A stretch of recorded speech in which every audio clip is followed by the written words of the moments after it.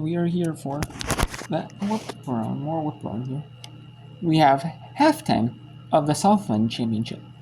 Texas A&M Corpus Christi leading Lamar 31-23. Delaware leading Drexel 31-28 in the CAA second round. Both these teams got a bye in the tournament. They got a bye to the second round. Stephen Foster leading Tarleton 12-10. And we got UCS leading Cal Poly 11-3. Coming up in 6 minutes. Boston University at Colgate. Winner to the Patriot League fighting on CBS Sports Network at noon Eastern on Sunday. Out in the fourth, we got the fourth sweat quarter. 6:30 Eastern, 5:30 local in Birmingham, Alabama. We have Alabama A&M, Arkansas Pine Bluff battling out. In the 4-5, winner takes in Jackson State. We got Loyola Maryland at Holy Cross at 7 Eastern in the second Patriot League semi. We got Merrimack at Sacred Heart in the first Northeast Conference semifinal at 7 Eastern East Plus. And we got Fairleigh Dickinson at Limon in the second Northeast semifinal in Syracuse, New York. At Limon Skins. They're D2 program, but they transitioned to D1. And they're trying to make it to the NEC Championship in their first season. Is NEC program and D1 program. 7 Eastern, Valparaiso at UIC. Valparaiso and UIC. It's not at UIC, it's Valparaiso UIC at 7 Eastern in the third MVC tournament game as their first round game.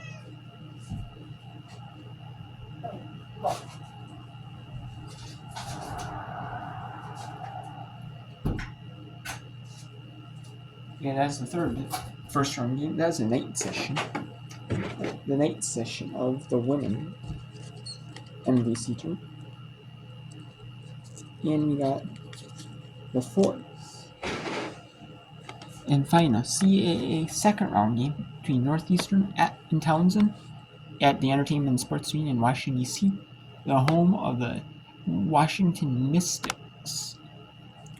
And I'm not sure if the G League team plays there, The G League team might play there when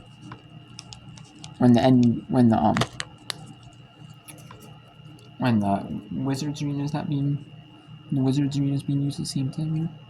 Maybe have games that overlap in our times, maybe. Overlap in days.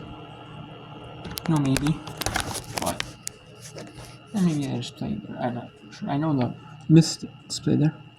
There might be some like high school tournaments or college, teams that play there. Maybe the Washington D.C. high school team might play there. Maybe if there's maybe, who knows? But Central Eastern, Northeastern, and Northeastern Townsend.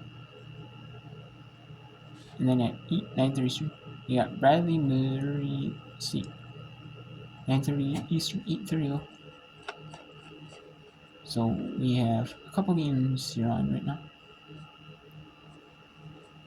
And we have 1, 2, 3, 4, 5, 6, 7, 8. We're gonna have 8 games on after this game is done.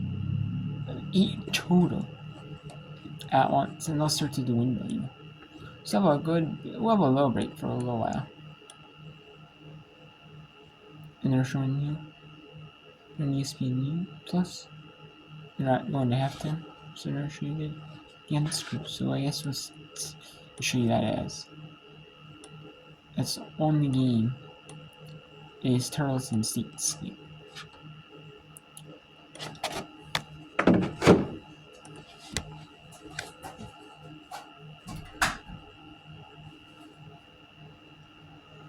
Sorry, buddy. Did I not go outside? I'm sorry. Sorry, buddy. Sorry.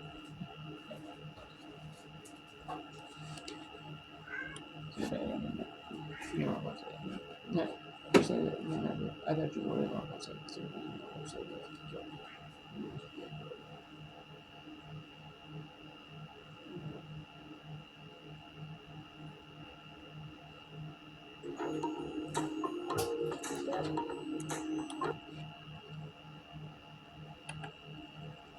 So, the only game we got on now here is the second quarter of the WAC quarterfinal between Tarleton and Stephen Foston. The higher seed is trying to upset the lower seed, Stephen Foston. Stephen Foston got by the quarters. They got the single by. So, and they're going to take a timeout. Tarleton State timeout.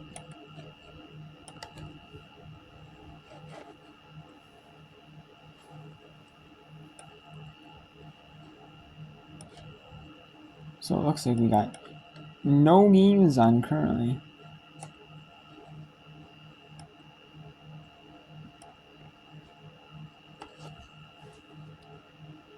We got no games on currently here.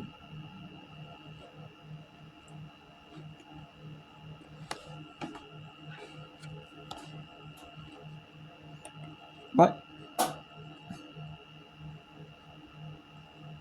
I mean, and let's take a look at some games from earlier here. We have Illinois State beat Evansville 85-64, something I didn't mention earlier. And Canisius beat Manhattan 58-55. So Canisius is going to take on the number 1 seed, the number 1 overall team, Fairfield, tomorrow morning at 11 a.m. Eastern, late morning.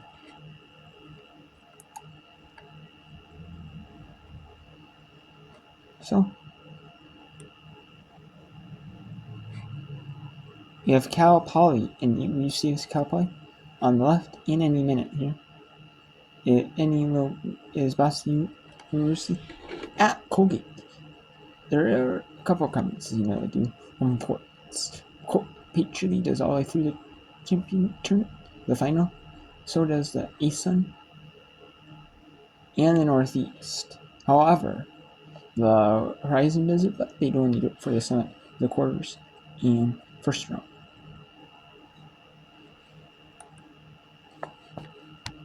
Colgate women against Boston University. That game had a lot on the line as far as tournament scene is concerned, but the stakes tonight a little different between the Terriers and the Raiders. Yeah, 8 days ago when they met, it was for seeding. Tonight, it's for survival, for bragging rights, and a spot in the Patriot League championship game. So yeah, a little bit more on the line tonight, but these two teams both come in ready to play. Should be a good contest. And let's see the players to watch. Jeff Bishop, take it away. We start first with Boston University's senior Caitlin Weimer, Patriot League Player of the Year and Defensive Player of the Year, and you can see why. Double-doubles in both games this season against Colgate. Leads the league in scoring and block shots. Second in the Patriot League in rebounding, field goal percentage, and minutes played. Hit the game-winning bucket to defeat Army in the quarterfinals a couple of nights ago. Played all 40 minutes in that game for the Boston University Terriers. And for Colgate, it's fifth-year senior Alexa Brody. She has been on a tear as of late. Tonight marks her 122nd game in the maroon and white. That ties for a career high on the Colgate University's record standings. Second team all-paid. And let's go to UC Davis in Cal Poly. 8:34 in the first half. It is 13-6. As they talk about the two players for both teams, Dean Weimer for Boston and Alexa Brody for Colgate. But let's go to the WAC quarter, the second WAC quarter. We got the second Big West quarter on the left. We got the second WAC quarter on the left. And we're still a little bit of halftime here. Texas A&M Christine Lamar this game. So we'll go to Cal Poly. Actually, let's go to the WAC. I didn't go to a lot of the WAC quarter, the announcers in the WAC first WAC quarter, I believe. So let's go to Randy Poole. Here play-by-play on ESPN Plus. Gymnasium. That's going to be incredible when they get that done. $118 million event center. It is going to be beautiful, and I'm guessing a lot of purple in there too. you might think that, huh? Well, back to the game, Tarleton State, I mean, their first, 3 possessions of the half, make that 4 possessions of the half, all turnovers, right? You had the travel, you had the ball stripped from behind, you had the over and back violation, now you just had one dribbled off your leg. Right, and they're all pretty self-inflicted, right? That I don't think that's much that the Stephen F. Austin is forcing so much there. You know, they've got to take care of the basketball and get shots on goal. Well, even the steal by McClement Call was just dribbling the ball out to your side, not protecting it. I mean, I might have been able to make that steal. I mean, that's how easy it was for the Pickens. You weren't a defensive player? I wasn't much of a player. You can just leave it at player. Fair.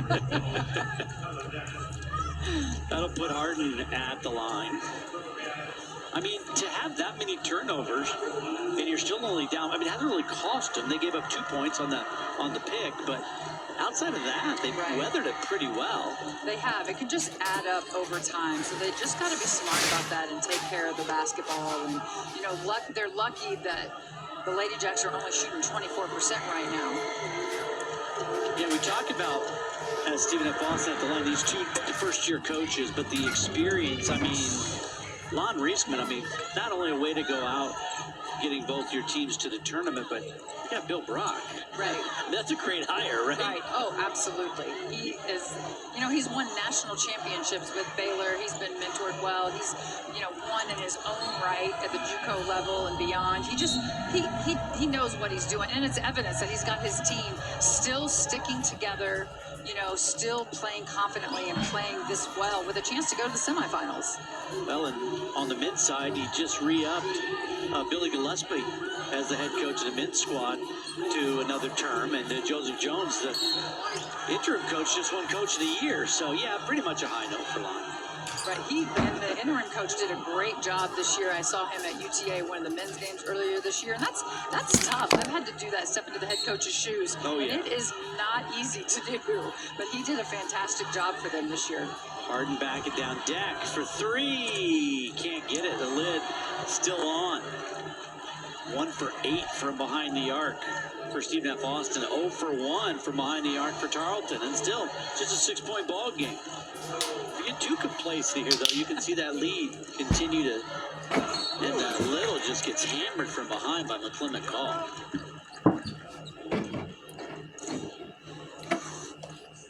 She got downhill off of that ice. Good. Alright, so there's still a little bit of halftime break at the Southland Championship final.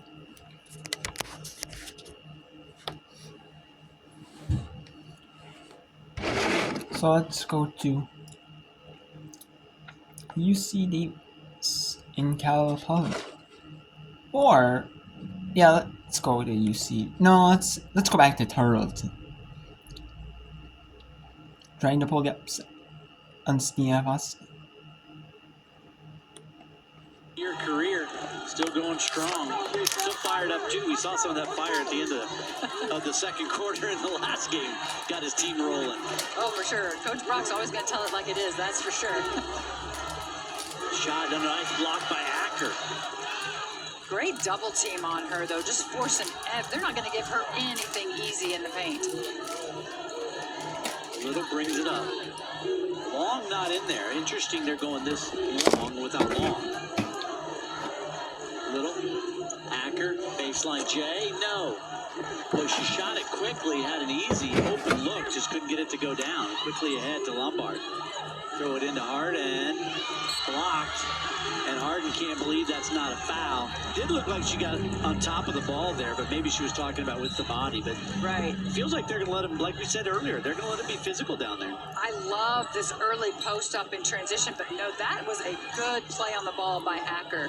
I don't think she got her at all with her body. I think that was a great defensive play. That's one of those had she left her feet.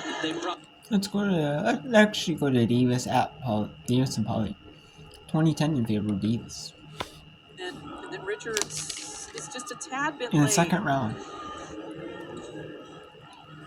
That's tough because Richards was coming from such a close space on the floor. She just didn't have a whole lot of time to get there in early help. Second personal on Richards, so she's going to take a seat. Largest lead of the game for the Aggies. They're up by 10, and that one won't go.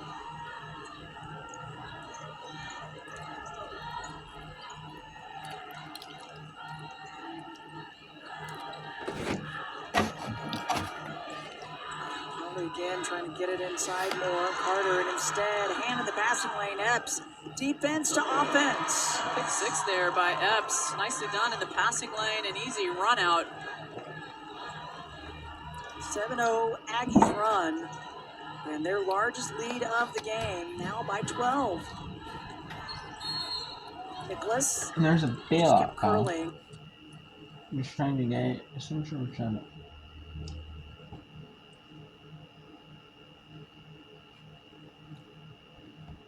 And we'll take you to. That'll be the media.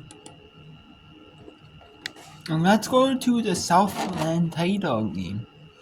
Winner to NCAA, Texas A&M, Corpus Christi, 31.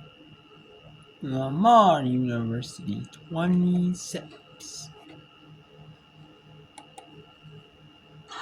Dean tips the ball out. Taylor will get to it first.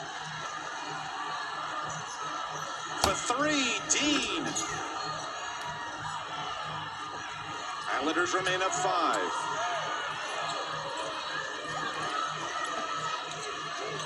Here's Paige Allen finding for 3. Jada Whitner, that's her specialty. 34th 3 of the year to lead her team. Tell me you didn't see that ball going in right when it left her fingertips. Standing in front of us in line. A good rhythm 3. Not many of them today for Corpus. But a timely one, though. Whitner's 3 responds to the Acacia Davis 3-point play. A whistle and a foul. Verano disagrees, but she picks up her first. But we said somebody else besides Paige Allen has to shoot the basketball here in the second half. Whitner said, no problem, I got you. Hit the arc on that shot. And that helps. And you love, too, that Allen was the initiator of that assist to give the ball up for a better shot. Mm. 46 wins combined between these two teams, top 2 seeds. 9 on the shot clock. Taylor, career high yesterday, pulls up. Davis, offensive rebound. Lost it going up. It was Allen tipping it away. Now bodies on the floor, and it's going to be Davis's 3rd foul. Wow. And just going after the offensive rebound, her specialty. And now she'll have to come out of the game. So the rhythm once again chopped up for Lamar. Here's Davis trying to go to work. Good, solid defense from Corpus. And then, yeah, Davis just gets caught behind. She's trying to shoot that over Alicia Westbrook, 2-time Southland Conference Defensive Player of the Year. Didn't get it this year. Jen Pierre of Southeastern Louisiana did, but that's a tough matchup for this year's Southland Player of the Year, Acacia Davis, who now must sit. We'll see how long Aqua Franklin keeps her on the bench. Armani Taylor just picked up her 2nd foul for the Cardinals. Fresh 20 for Corpus.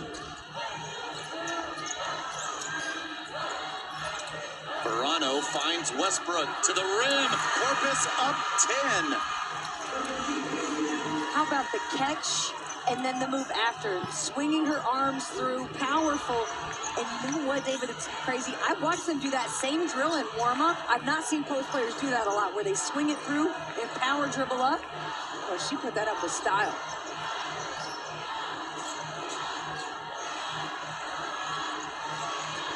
Seven on the shot clock. Weaves to the rim. Won't count. Offensive foul. And showing some physicality. You're right. And Corpus Christi. You must in the way for get some points and take on charges.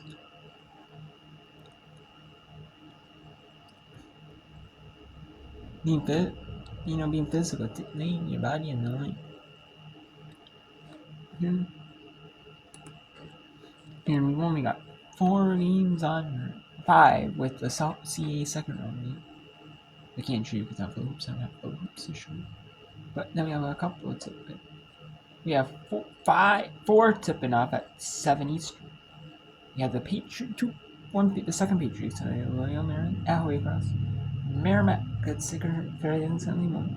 Then the 2 Northeastern. And we got the 3rd MDC tournament. We got the AC. 4 at 7 Eastern. We got 1 at 6:30 Eastern. A&M Ernst of Pine Bluff. And 1 at 7:30 Eastern. Northeastern. But it's 30 minutes after Delaware and Dretz.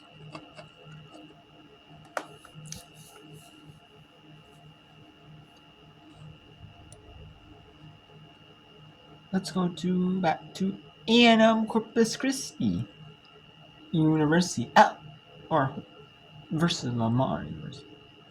Not at Lamar. It is A&M Corpus Christi and Lamar. Freight charge to that rim.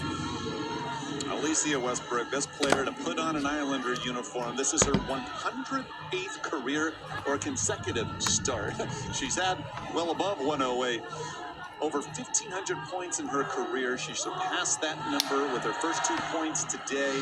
She's averaged double figures 4 straight seasons, and she has over 1,150 career rebounds. She completes the three-point play. This ties Corpus's biggest lead at 11. Lamar's only lead, 2-0. Dean, yes, and one. She looks to take over with Acacia Davis on the bench. Second leading scorer for this Cardinal squad. Cuts the deficit to 9. Yeah, the guards are going to have to step up. Dean, a player who was getting a pep talk from Coach Franklin on her way out of the locker room after the second quarter.